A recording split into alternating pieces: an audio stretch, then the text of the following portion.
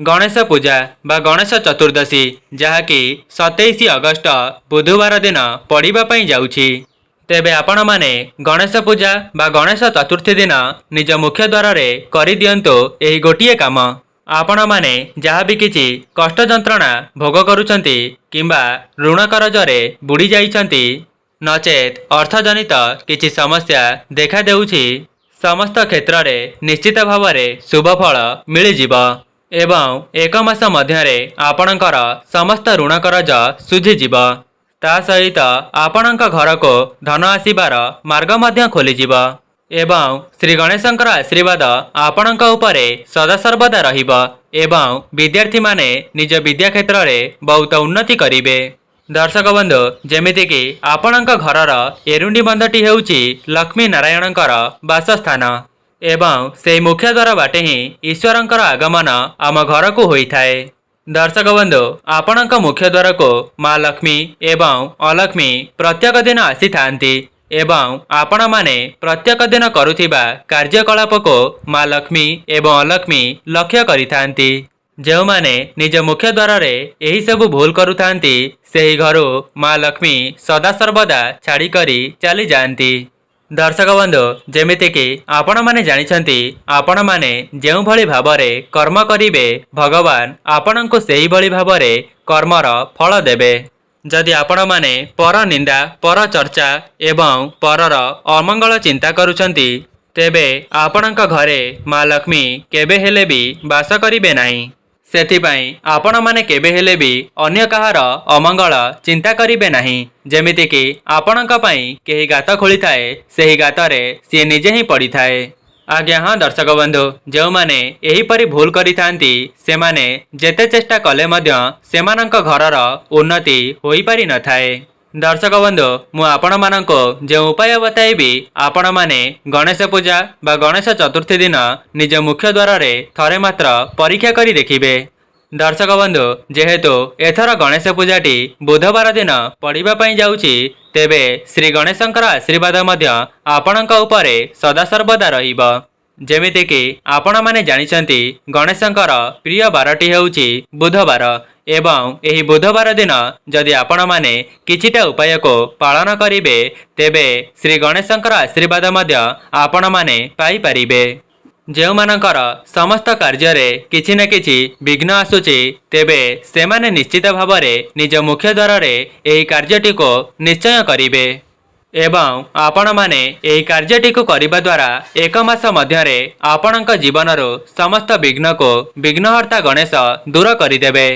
आज्ञा हाँ दर्शक बंधु बुधवार दिन एही उपायटी करिबा द्वारा जदि श्री गणेश आपणक उपरे प्रसन्न होई जांती तेबे खूब शीघ्र आपणक जीवनरो समस्त विघ्न को दूर करिदेबे एवं निज मुख्य द्वार रे एही उपायटी करिबा द्वारा लक्ष्मी नारायण मध्य आपणक उपरे प्रसन्न हेबे जहा द्वारा आपणकर धनजनित समस्त समस्या गुड़िक दूर करिदेबे। दर्शक बंधु जदि आपण माने पवित्र गणेश पूजा दिन एही उपायटी करि देउछंती तेबे आपणक जीवन रे जहाँ भी किछि विघ्न आसुछि किंबा आपण माने बहुत बड़ ऋण करजरे फसी जाइछंती से सबु लक्ष्मी नारायण एवं श्री गणेशंकर आशीर्वादरो समस्त समस्या आपणकर दूर होई जिवो एवं ता सहित लक्ष्मी नारायणकर आशीर्वादरो आपणक घर को धन आसीबार मार्ग मध्य खोली जिवो एवं आपण माने जेउ भी क्षेत्र रे कार्य करूछंती सेथिरु आपणको निश्चित भाव में शुभफल प्राप्त हेबो। ता सहित लक्ष्मी नारायण आपणक घरे सदा सर्वदा निवास करिवे एवं श्री गणेशंकर आशीर्वादरो आपणक घरे जहाँ भी किछि नकारात्मक शक्ति भरी होई रहिथिबो से सब सकारात्मक शक्ति रे परिपूर्ण होई जिवो। दर्शक बंधु आपण माने जेते बेले भी माँ लक्ष्मींकर पूजा करूछंती किंबा प्रसन्न कराइबा पई चेष्टा करूछंती तेबे माँ लक्ष्मींक सहित नारायणकर मध्य विशेष भाव में पूजार्चना करिवे। काहेकि ना जदि आपण माने लक्ष्मी नारायणकर विशेष भाव में पूजार्चना करिवे तेबे आपणक घरर जहाँ भी किछि धनजनित समस्या अछि एक मास मध्यरे समस्त ऋण करज सुझी जिवो। दर्शक बंधु जेमिति कि आपण माने जानिछंती माँ लक्ष्मी को परिष्कार परिच्छन्न जगटा ही बहुत पसंद होई थाए। ସେଥିପାଇଁ ଆପଣମାନେ ନିଜ ଘରର ଚତୁଃପାର୍ଶ୍ୱକୁ ସଫାସୁତୁରା ରଖିବା ସହିତ ନିଜ ମନକୁ ମଧ୍ୟ ପବିତ୍ର ରଖିବେ। ଯଦି ଆପଣଙ୍କ ଦ୍ୱାରା ସମ୍ଭବ ହେଉଛି ତେବେ ଗଣେଶ ଚତୁର୍ଥୀ ଦିନ କୌଣସି ଗରିବ ଗୁରୁବା କିମ୍ବା ଦୁଃଖୀରଙ୍କିମାନଙ୍କୁ କିଛି ଖାଦ୍ୟ ଦାନ କରିବେ। ନଚେତ୍ ଆପଣଙ୍କ ସକ୍ଷମ ଅନୁସାରେ ସେମାନଙ୍କୁ କିଛି ସାହାଯ୍ୟ କରିବେ, ଯାହାଦ୍ୱାରା ଶ୍ରୀ ଗଣେଶ ମଧ୍ୟ ଆପଣଙ୍କ ଉପରେ ପ୍ରସନ୍ନ ହେବେ। ଆଜ୍ଞା ହଁ ଦର୍ଶକ ବନ୍ଧୁ, ଆପଣମାନେ କାହା ପଛରେ ଦୌଡ଼ୁଛନ୍ତି? ଆପଣମାନେ ନିଜର ମୂଲ୍ୟବାନ ସମୟକୁ କେବଳ ଟଙ୍କା ପଛରେ ହିଁ ନଷ୍ଟ କରିଦେଉଛନ୍ତି। ଯଦି ଆପଣମାନେ ସେହି ସମୟକୁ ଈଶ୍ୱରଙ୍କର ଭକ୍ତି ଏବଂ ସଠିକ୍ ଦିଗରେ ଲଗାଇଦେବେ ତେବେ ଆପଣଙ୍କ ଉପରେ ଭଗବାନଙ୍କର ଆଶୀର୍ବାଦ ସଦାସର୍ବଦା ରହିବ। ତା ସହିତ ଆପଣଙ୍କ ଜୀବନରେ କେବେ ହେଲେ ବି ଦୁଃଖ କଷ୍ଟକୁ ଦେଖିବା ପାଇଁ ପାଇବେ ନାହିଁ। ସେଥିପାଇଁ ଆପଣମାନଙ୍କୁ ଅନୁରୋଧ, ଭିଡ଼ିଓଟିକୁ ଶେଷ ପର୍ଯ୍ୟନ୍ତ ନିଶ୍ଚୟ ଦେଖନ୍ତୁ ଏବଂ ଯେଉଁ ଉପାୟଟି ମୁଁ ଆପଣମାନଙ୍କୁ ବତାଇବା ପାଇଁ ଯାଉଛି ଆପଣମାନେ ଗଣେଶ ଚତୁର୍ଥୀ କିମ୍ବା ଗଣେଶ ପୂଜା ଦିନ ନିଜ ମୁଖ୍ୟ ଦ୍ୱାରରେ ଥରେ ମାତ୍ର ପରୀକ୍ଷା କରି ଦେଖନ୍ତୁ। ଦର୍ଶକ ବନ୍ଧୁ, ମୁଁ ଆପଣମାନଙ୍କୁ ଯେଉଁ ଉପାୟଟି ବତାଇବି ସେଥିରେ ଆପଣଙ୍କର ଟଙ୍କାଟେ ମଧ୍ୟ ଖର୍ଚ୍ଚ ହେବ ନାହିଁ, ବରଂ ଆପଣମାନେ ସେହି ଉପାୟଟି କରିଦେବା ଦ୍ୱାରା ଆପଣଙ୍କ ଜୀବନକୁ ଧନ ଆସିବାର ମାର୍ଗ ଖୋଲିଯିବ। ତା ସହିତ ଆପଣଙ୍କର ସମସ୍ତ କାର୍ଯ୍ୟରେ ଆସୁଥିବା ବିଘ୍ନକୁ ମଧ୍ୟ ବିଘ୍ନହର୍ତ୍ତା ଦୂର କରିଦେବେ। ଦର୍ଶକ ବନ୍ଧୁ, ଆପଣମାନଙ୍କ ମନରେ ପ୍ରଶ୍ନ ଆସୁଥିବ ଯେ ମୁଖ୍ୟ ଦ୍ୱାରରେ ଏମିତି କ'ଣ କରିବା ଦ୍ୱାରା ଆମ ଘରକୁ କେବେ ହେଲେ ବି ଦୁଃଖ ଦାରିଦ୍ରତା ପ୍ରବେଶ କରିପାରିବ ନାହିଁ ଏବଂ ଆପଣଙ୍କ ଘରକୁ ଧନ ଆଗମନର ମାର୍ଗ ଖୋଲିଯିବ। ସେହି ବିଷୟରେ ମୁଁ ଆପଣମାନଙ୍କୁ ଭିଡ଼ିଓର ଆଗରେ ବତାଇବା ପାଇଁ ଯାଉଛି। ଏହା ପୂର୍ବରୁ ଯଦି ଆପଣମାନେ ଭିଡ଼ିଓଟିକୁ ଲାଇକ୍ କରିନାହାନ୍ତି, ଭିଡ଼ିଓଟିକୁ ଲାଇକ୍ କରି କମେଣ୍ଟ ବକ୍ସରେ ଜୟ ମା ଲକ୍ଷ୍ମୀ, ଜୟ ଶ୍ରୀ ଗଣେଶ ଅବଶ୍ୟ ଲେଖିଦିଅନ୍ତୁ ଏବଂ ଚ୍ୟାନେଲଟିରେ ନୂଆ ଥିଲେ ଚ୍ୟାନେଲଟିକୁ ସବସ୍କ୍ରାଇବ୍ କରିଦିଅନ୍ତୁ। ଦର୍ଶକ ବନ୍ଧୁ, ଆମର ସନାତନ ଧର୍ମରେ ଗଣେଶ ପୂଜାର ବହୁତ ଅଧିକ ମହତ୍ତ୍ୱ ରହିଥାଏ ଏବଂ ଯେହେତୁ ଏଥର ଗଣେଶ ଚତୁର୍ଥୀଟି ବୁଧବାର ଦିନ ପଡ଼ିବା ପାଇଁ ଯାଉଛି, ତେବେ ବୁଧବାର ଦିନଟି ଶ୍ରୀ ଗଣେଶଙ୍କୁ ଅର୍ପଣ କରାଯାଇଛି ଏବଂ ଯଦି ଆପଣମାନେ ବୁଧବାର ଦିନ ଏହି ଉପାୟଟି କରିଦେଉଛନ୍ତି ତେବେ ଆପଣଙ୍କର ଜୀବନରେ ବହୁତ ବଡ଼ ପରିବର୍ତ୍ତନ ଆସିବ ଏବଂ ଏହି ଉପାୟଟି କରିବା ଦ୍ୱାରା ଆପଣଙ୍କ ପିଲାମାନେ ମଧ୍ୟ ନିଜ ବିଦ୍ୟା କ୍ଷେତ୍ରରେ ଉନ୍ନତି କରିବେ। ତା ସହିତ ଏହି ଉପାୟଟି କରିବା ଦ୍ୱାରା ଲକ୍ଷ୍ମୀ ନାରାୟଣ ମଧ୍ୟ ପ୍ରସନ୍ନ ହୋଇଥାନ୍ତି ଏବଂ ଏହି କାର୍ଯ୍ୟଟି କରିବା ଦ୍ୱାରା ପ୍ରତ୍ୟେକ ବ୍ୟକ୍ତି ସେମାନଙ୍କ ଜୀବନରେ ଉନ୍ନତି କରିପାରିବେ। ତା ସହିତ ଆପଣମାନେ ଚାକିରି କ୍ଷେତ୍ରରେ ମଧ୍ୟ ବହୁତ ଶୁଭଫଳ ପ୍ରାପ୍ତ କରିବେ। ଆପଣମାନେ ଯଦି କୌଣସି କାର୍ଯ୍ୟଟିକୁ କରିବା ପାଇଁ ଚେଷ୍ଟା କରୁଥିଲେ ଏବଂ ସେଥିରୁ ଆପଣଙ୍କୁ ଅସଫଳତାର ସାମ୍ନା କରିବାକୁ ପଡ଼ୁଥିଲା, ତେବେ ଆଗାମୀ ଦିନମାନଙ୍କରେ ଆପଣଙ୍କର ସେହି କାର୍ଯ୍ୟଟି ଶୁଭମଙ୍ଗଳ ହେବ। ଦର୍ଶକ ବନ୍ଧୁ, ବୁଧବାର ଦିନଟି ଶ୍ରୀ ଗଣେଶଙ୍କର ଅତ୍ୟନ୍ତ ପ୍ରିୟର ବାର ହୋଇଥାଏ। ତା ସହିତ ଏହି ଉପାୟଟି କରିବା ଦ୍ୱାରା ଲକ୍ଷ୍ମୀ ନାରାୟଣ ମଧ୍ୟ ପ୍ରସନ୍ନ ହୋଇଥାନ୍ତି ଏବଂ ଆପଣଙ୍କ ପାଇଁ ଏହା ବହୁତ ବଡ଼ ସୁବର୍ଣ୍ଣ ସୁଯୋଗ ଅଟେ। ଯଦି 27 ଅଗଷ୍ଟ ବୁଧବାର ଦିନ ଏହି ଉପାୟଟି କରିଦେଉଛନ୍ତି ତେବେ ଶ୍ରୀ ଗଣେଶଙ୍କ ସହିତ ଲକ୍ଷ୍ମୀ ନାରାୟଣ ମଧ୍ୟ ଆପଣଙ୍କ ଉପରେ ପ୍ରସନ୍ନ ହେବେ ଏବଂ ଆପଣଙ୍କ ପରିବାରର ସମସ୍ତ ସଦସ୍ୟମାନେ ନିଜ ଜୀବନରେ ଉନ୍ନତି କରିବେ। ତେବେ ଯେଉଁମାନେ ବି ଏହି ଭିଡ଼ିଓଟିକୁ ଦେଖୁଛନ୍ତି, ଯଦି ଆପଣମାନେ ଲକ୍ଷ୍ମୀ ନାରାୟଣଙ୍କର ଆଶୀର୍ବାଦକୁ ପାଇବା ପାଇଁ ଚାହୁଁଛନ୍ତି ଏବଂ ନିଜ ଧନଜନିତ ସମସ୍ୟାକୁ ଦୂର କରିବା ପାଇଁ ଚାହୁଁଛନ୍ତି, ତେବେ ଗଣେଶ ଚତୁର୍ଥୀର ଏହି ସମୟରେ ନିଜ ମୁଖ୍ୟ ଦ୍ୱାର ସାମ୍ନାରେ ଗୋଟିଏ କାମକୁ ନିଶ୍ଚିତ ଭାବରେ ପରୀକ୍ଷା କରି ଦେଖନ୍ତୁ। ଦର୍ଶକ ବନ୍ଧୁ, ଆଉ ଗୋଟିଏ କଥା, ଯେଉଁ ଉପାୟଟି ମୁଁ ଆପଣମାନଙ୍କୁ ବତାଇବା ପାଇଁ ଯାଉଛି ସେଥିରେ ଆପଣଙ୍କର ଟଙ୍କାଟେ ମଧ୍ୟ ଖର୍ଚ୍ଚ ହେବ ନାହିଁ, କିନ୍ତୁ ଯଦି ଆପଣମାନେ ସେହି ଉପାୟଟି କରିଦେଉଛନ୍ତି ତେବେ ଆପଣଙ୍କ ଜୀବନକୁ ଧନ ଆସିବାର ମାର୍ଗ ଖୋଲିଯିବ। ତା ସହିତ ଆପଣମାନେ ଯେଉଁ ଋଣ କରଜରେ ବୁଡ଼ି ଯାଇଛନ୍ତି କିମ୍ବା ଧନଜନିତ ସମସ୍ୟାରେ ଫସି ଯାଇଛନ୍ତି ସେସବୁ ମଧ୍ୟ ଆପଣଙ୍କର ଖୁବ୍ କମ୍ ସମୟ ମଧ୍ୟରେ ଦୂର ହୋଇଯିବ। ତା ସହିତ ଯେଉଁମାନେ ଚାକିରିର ପ୍ରୟାସ କରୁଛନ୍ତି ସେମାନଙ୍କୁ ସେମାନଙ୍କର ମନ ମୁତାବକ ଚାକିରି ମଧ୍ୟ ପ୍ରାପ୍ତ ହେବ। ସେଥିପାଇଁ ଆପଣମାନେ ପବିତ୍ର ଗଣେଶ ଚତୁର୍ଥୀକୁ ହାତଛଡ଼ା କରନ୍ତୁ ନାହିଁ। ଦର୍ଶକ ବନ୍ଧୁ, ଆପଣଙ୍କୁ କେବଳ ନିଜ ମୁଖ୍ୟ ଦ୍ୱାର ସାମ୍ନାରେ ସେହି ଗୋଟିଏ ଜିନିଷଟିକୁ ଟାଙ୍ଗି ଦେବାର ଅଛି। ଯାହାକୁ କରିଦେବା ଦ୍ୱାରା ଲକ୍ଷ୍ମୀ ନାରାୟଣ ଆପଣଙ୍କ ଉପରେ ସଦାସର୍ବଦା ପ୍ରସନ୍ନ ହୋଇଥାନ୍ତି। ଦର୍ଶକ ବନ୍ଧୁ, ଆପଣମାନେ କୌଣସି ଫଟୋ ହେଉ କିମ୍ବା କାଗଜରେ ହେଉ ନଚେତ୍ କୌଣସି ରଙ୍ଗରେ ହେଉ ଆପଣମାନେ ଶଙ୍ଖ ଚକ୍ର ଏବଂ ଗଦା ପଦ୍ମର ଗୋଟିଏ ଗୋଟିଏ ଫଟୋକୁ ଅଙ୍କନ କରିବେ। ଦର୍ଶକ ବନ୍ଧୁ, ଯଦି ଆପଣମାନେ ଶଙ୍ଖ ଚକ୍ର ଏବଂ ଗଦା ପଦ୍ମର ଯଦି କୌଣସି ଫଟୋକୁ ଆଣି ଆପଣଙ୍କ ମୁଖ୍ୟଦ୍ୱାର ସାମ୍ନାରେ ଟଙ୍ଗାଇ ପାରିବେ ତେବେ ଭଲ କଥା।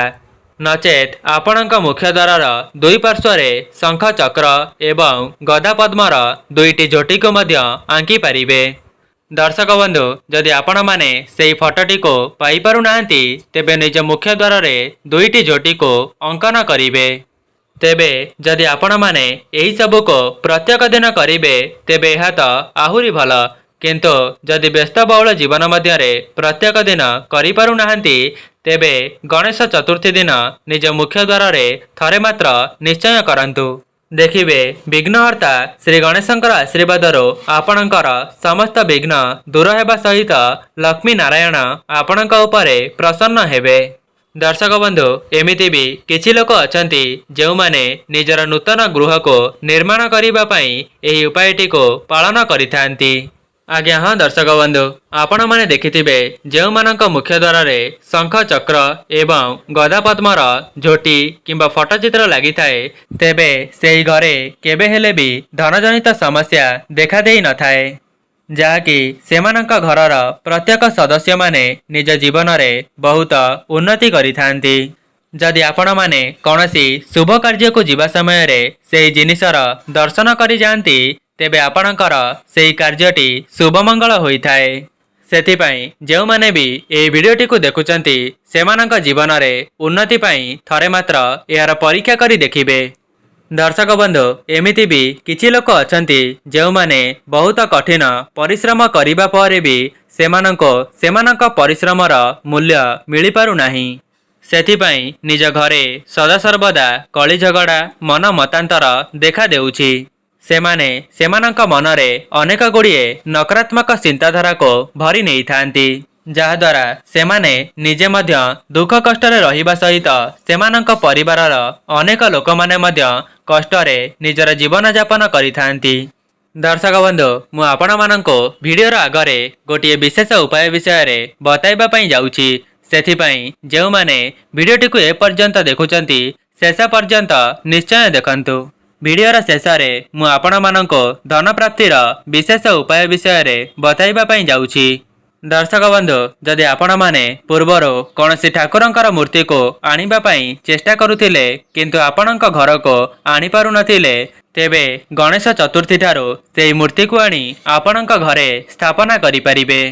ତା ସହିତ ଯଦି ଆପଣମାନେ ଲକ୍ଷ୍ମୀ ନାରାୟଣଙ୍କର ବିଶେଷ ଆଶୀର୍ବାଦକୁ ପାଇବା ପାଇଁ ଚାହୁଁଛନ୍ତି ତେବେ ଗଣେଶ ପୂଜା ଦିନ ନିଜ ଘରର ଏହି 3ଟି ଜାଗାରେ 3ଟି ଦୀପକୁ ନିଶ୍ଚିତ ଭାବରେ ପ୍ରଜ୍ୱଳନ କରନ୍ତୁ। ଆଜ୍ଞା ହଁ ଦର୍ଶକ ବନ୍ଧୁ, ଯଦି ଆପଣମାନେ ନିଜ ଜୀବନରେ ଏହିସବୁ ଉପାୟକୁ ପାଳନ କରୁଛନ୍ତି ତେବେ ଆପଣଙ୍କ ପରିବାରର ହିଁ ଉନ୍ନତି ହେବ। ସବୁଠୁ ପ୍ରଥମେ ଆପଣମାନେ ଗଣେଶ ଚତୁର୍ଥୀ ଦିନ ନିଜ ମୁଖ୍ୟଦ୍ୱାରରେ 2ଟି ସ୍ୱସ୍ତିକକୁ ଅଙ୍କନ କରିବେ ଏବଂ ସେହି ସ୍ୱସ୍ତିକ ତଳେ ଶୁଭ ଏବଂ ଲାଭକୁ ଲେଖିଦେବେ ଏବଂ ଆପଣମାନେ ସେହି ସ୍ୱସ୍ତିକଟିକୁ ହଳଦୀ ଦ୍ୱାରା ହିଁ ଅଙ୍କନ କରିବେ, ଯାହାଦ୍ୱାରା ଆପଣଙ୍କ ଘରକୁ ଦେବାଦେବୀଙ୍କର ଆଗମନ ହେବ। ଦର୍ଶକ ବନ୍ଧୁ, ଏବେ ଆସନ୍ତୁ ଜାଣିବା ଗଣେଶ ଚତୁର୍ଥୀ ଦିନ ନିଜ ଘରର ଏମିତି କେଉଁ ଜାଗାରେ ଦୀପକୁ ଲଗାଇବା ଦ୍ୱାରା ଲକ୍ଷ୍ମୀ ନାରାୟଣଙ୍କର ଆଶୀର୍ବାଦ ଆପଣମାନେ ପାଇପାରିବେ। ପ୍ରଥମେ ଆପଣମାନେ ନିଜ ରୋଷେଇ ଘରେ ଗୋଟିଏ ଦୀପକୁ ପ୍ରଜ୍ୱଳନ କରିବେ। ଯେମିତିକି ଆପଣମାନେ ଜାଣିଛନ୍ତି ମା ଲକ୍ଷ୍ମୀଙ୍କୁ ଅନ୍ନପୂର୍ଣ୍ଣା ବୋଲି କୁହାଯାଇଥାଏ ଏବଂ ଅନ୍ନପୂର୍ଣ୍ଣା ଆପଣଙ୍କ ରୋଷେଇ ଘରେ ହିଁ ବାସ କରିଥାନ୍ତି। ଏବଂ ଦ୍ୱିତୀୟ ଦୀପଟିକୁ ଆପଣମାନେ ନିଜ ତୁଳସୀ ଗଛ ମୂଳରେ ପ୍ରଜ୍ୱଳନ କରିପାରିବେ, ଯାହାଦ୍ୱାରା ଲକ୍ଷ୍ମୀ ନାରାୟଣ ଆପଣଙ୍କ ଘରେ ସ୍ଥିର ଭାବରେ ବାସ କରିବେ। ଦର୍ଶକ ବନ୍ଧୁ, ଏବେ ଆସନ୍ତୁ ଜାଣିବା ତୃତୀୟ ଜାଗା ବିଷୟରେ। ତୃତୀୟ ଜାଗାଟି ହେଉଛି ଆପଣଙ୍କ ଘରର ଠାକୁର ଘର। ଦର୍ଶକ ବନ୍ଧୁ, ଆପଣମାନେ ଯେତେବେଳେ ନିଜ ଠାକୁର ଘରେ ଦୀପଟିକୁ ପ୍ରଜ୍ୱଳନ କରିବେ ସେହି ଦୀପର ମୁଖଟିକୁ ଆପଣମାନେ ଉତ୍ତର ଦିଗକୁ ରଖି ପ୍ରଜ୍ୱଳନ କରିବେ, ଯାହାଦ୍ୱାରା ଆପଣଙ୍କ ଘରକୁ ସକାରାତ୍ମକ ଶକ୍ତିର ଆଗମନ ହେବ। दर्शक बंधु मु आपण मानक जो सब उपाय कही रखिली आपण माने निज जीवन में उन्नति करने पाई गणेश चतुर्थी दिन यही सब उपाय को थरे मात्र परीक्षा करी देखिबे एवं एहार परिणाम आपण मानक एक मास मध्य ही जना पड़ीजिब। दर्शक बंधु आउ गोटे कथा जदि आपण माने यही सब उपाय को संपूर्ण निष्ठा एवं भक्तिर सहित पालन करुचंती जदि मनरो संपूर्ण निसंदेह रे पालन करुचंती तेबे आपणक जीवन रे जहाँ भी किछि कष्ट समस्या लगी रही से सब खूब कम समय मध्य रे दूर होई जिबा। एवं जदि आपण माने एही उपायटी को अविश्वासर सहित किंबा संदेहर सहित पालन करिवे तेबे आपण माने जेते चेष्टा करिले मध्य एही उपायर शुभ फल पाई परिबे नाही। सेथिपाई आपण माने समस्त उपाय गुड़ी को संपूर्ण निष्ठा एवं निसंदेह रे करिबा पाई चेष्टा करंतु। देखिबे श्री गणेशंकर आशीर्वाद आपणक जीवनर समस्त दुख कष्ट खूब कम समय मध्य रे दूर होई जिबा। तेबे दर्शक बंधु जदि आपण मानको भिडियोटी भल लगी थाए भिडियोटी को लाइक करी कमेंट बॉक्स रे जय मां लक्ष्मी जय श्री गणेश अवश्य लिखि दियंतु।